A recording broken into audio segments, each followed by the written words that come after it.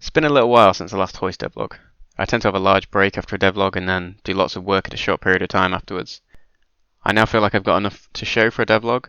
First of all, I started off by trying to get ladders working in the game. My main motive for this was that I can't always fit grapple points in certain spaces, and I'd like the player to begin the game without the ability to grapple, and this should make it easier for the player to make mistakes if a ladder is there to get back up ledges. I had a lot of trouble implementing ladders, as you can see here. I ended up using a system where player movement is disabled and the player is teleported to the vertical center of the ladder and the gravity is disabled. Vertical movement's then handled by positional movement rather than velocities.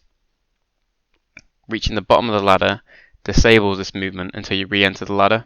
This was because I know in a previous game I made called Wizard Spells, we had to make ladders that float above the ground slightly, and this was because there was a risk of the player travelling down into the floor, so I did this using my Is Grounded raycast.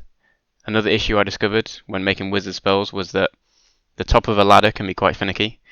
I'm sure you played a lot of games where dismounting a ladder at the top can seem quite glitchy. I was experiencing the same problem where the player would keep jumping at the top of the ladder as it was in the transition between colliding with the ladder and no longer colliding with the ladder. To combat this, I made it so the player can only move up the ladder if it detects part of a ladder above it. I also made it so you could dismount the ladder by jumping. I haven't made an animation for climbing yet, as I've not been interested in making art recently, and I thought it would halt my progress a lot if I procrastinated on doing that.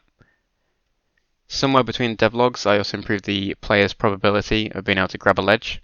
So due to the shape of the player's collider, it could sometimes push the player further away from the wall when jumping against it. This would cause the player to be out of range to grab the ledge. To combat this, I increased the ledge grab range, and I also made it so that the player teleports to the ledge it's grabbing. This prevents the player from floating just outside the ledge, which could occur previously, and it would have been made worse by the ledge grab range being extended. I then fixed climbing so you couldn't climb while holding an object, as this made no sense. I continued to improve aim assist after getting a friend to playtest the game. Next, I decided to improve aiming some more by showing what objects were being locked. This was to help the player understand what they could grapple and why their aiming line was moving. I also made the line and reticle colour white so they could stand out against the majority of backdrops in the future. It was also around this time that I took some of my code from fragmented space and I started to experiment with moving grapple points, which at first had some issues where the grapple point would disconnect from locking, which is fortunately easier to detect now there's a locking system. I then fixed this by allowing kinematic rigid bodies to be connected to. Previously it was just static and dynamic. I then started on some early AI work, so as you can see here I had a lot of problems with this one. I wanted the green slime to change directions if there was an obstacle, and it took me a long time to get this right. I then messed around with the speed and made it turn around on sloped edges, as I haven't spent time on being able to get the slimes to go up slopes yet. And in future I'd like to add enemies that can go around walls and ones that can detect ledges to stop themselves falling. Though I'm happy with the slime being a dumb AI for now.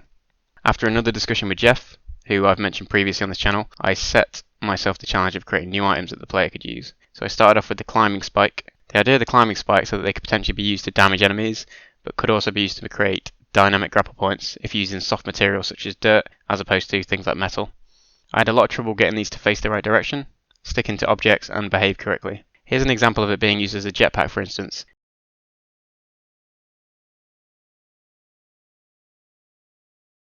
It was still quite buggy, especially with dynamic rigid bodies as shown here.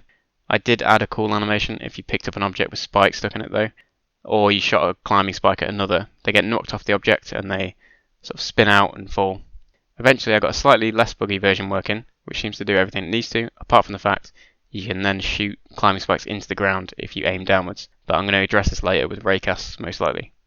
I then created a pickaxe and an Asesprite, and I made it circle the player based on the player's mouse position. I think I'd like the pickaxe to work in this radial way to save myself with animation. I've not progressed any further yet on this. However, I did add item slots in the bottom right of the screen to show the pickaxe and the climbing spikes. I then began working on room transitions. This was a massive pain as I wanted to use different scenes and I needed to transfer the player's health and position. I also ran into a Unity issue where held keys are cleared on loading a new scene, so the player would have to let go of the movement key and then press it again after changing rooms. I ended up solving this by loading the scene additively, so this means on top of the other scenes, and I then unload the previous scene. This gave me no end of issues, such as having to have the player persist between scenes, needing to reassign fields, having multiple global light errors and problems where the previous room wasn't being cleared up. After a lot of hard work, I was able to get these working, though the transition could be quite jarring. I then moved the UI to its own scene so that the player health could persist.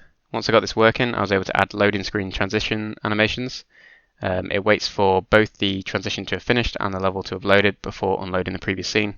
And this was just done by changing the opacity of a black image on the UI screen. I also added this cute shaking bag animation to show when the game is loading. During this devlog, I created a world map, which is just a bunch of squares roughly where I want to have exits and things like that, and where I want to have bosses. I found trying to figure out what these rooms would be and how they would connect quite difficult to do in my head. So to help get my head around this, I began to draw room layouts on squared paper and cut them out. And then I also got my girlfriend to help draw some room layouts. We put it all together and shifted things around and got an idea of what the actual level would feel like once it was all together. So I've done about 5 rooms for that now, out of God knows how many. But it's making progress, and that's something that I was kind of a bit daunted by before, all these levels and how they would connect. So now I can easily shuffle levels around and get a good feel for it. Overall, I'm really proud of the polish this game is beginning to have, and I look forward to updating you in the future. Thanks for watching.